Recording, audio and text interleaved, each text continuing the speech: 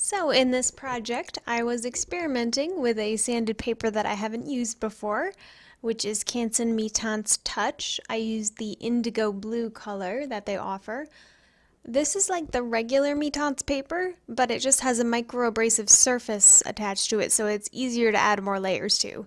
It works a little better with pastels, though you could also use it with colored pencils. I used the indigo blue color since my reference photo had a cool undertone to it, but I believe it comes in all the same colors that the Canson Mi-Teintes regular paper comes in. I used pretty much every brand of soft pastels that I have in this one, which are Unison, Rembrandt, Blick, Richeson, Mount Visions I also have, and Terry Ludwig's. Unison and Richeson are my favorite pastels for general work. The Blick soft pastels were my first starter set, and they are a great set to start out with. They're very economical, and they're kind of like Rembrandts as far as softness goes. The Terry Ludwigs I use sparingly since they're pretty expensive. I just got my first set recently.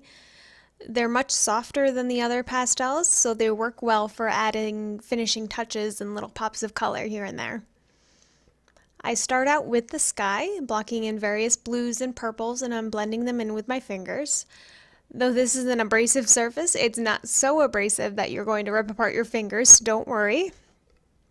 I'm blocking in some of the brighter cloud colors in oranges and pinks. I'm taking care not to overblend everything at this point. I do want a barrier in between colors that are complementary, like the oranges and the blues. Otherwise, I'm going to end up with a muddy color.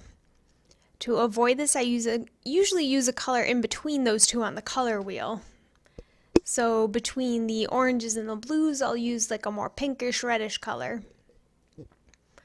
Once I have my clouds blocked in, I work on refining them to make them look fluffy. I'm taking care not to overblend.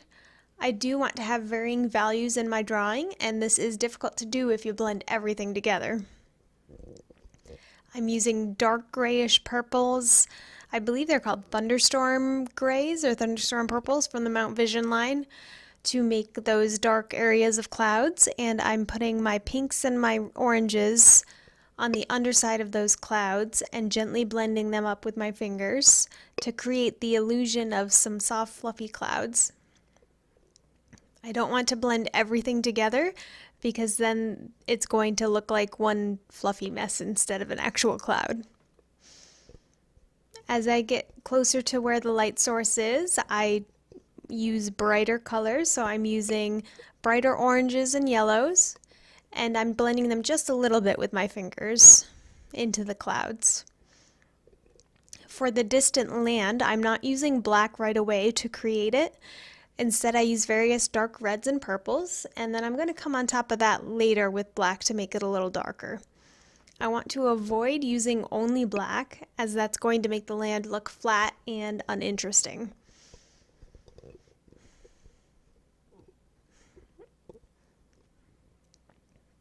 And here you can see me coming on top with the black just to make it a little darker. I'm blending it in with my finger into the reds and purples that I already have underneath. And I'm using just the side of one of the pastels, one of the black pastels I believe, to make the little treetops here. You could also use a pastel pencil if you have a soft pastel pencil available. For the water, I'm using the same colors that I used in the sky. I'm again taking care not to overblend. I'm working the pastel side to side a few times, and then you'll see me coming with my finger up and down a few times to make some kind of glassy reflections in the water.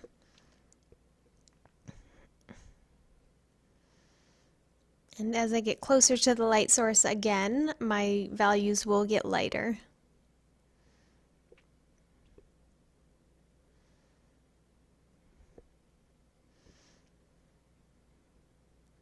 And for the distant land in the back there, I'm using a medium blue pastel because there is some snow on the distant land there.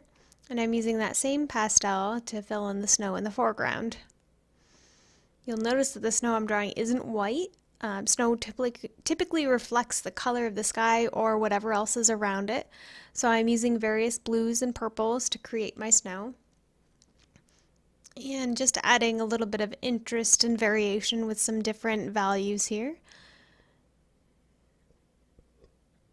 And a little more oranges into the snow to create a little more of the water instead.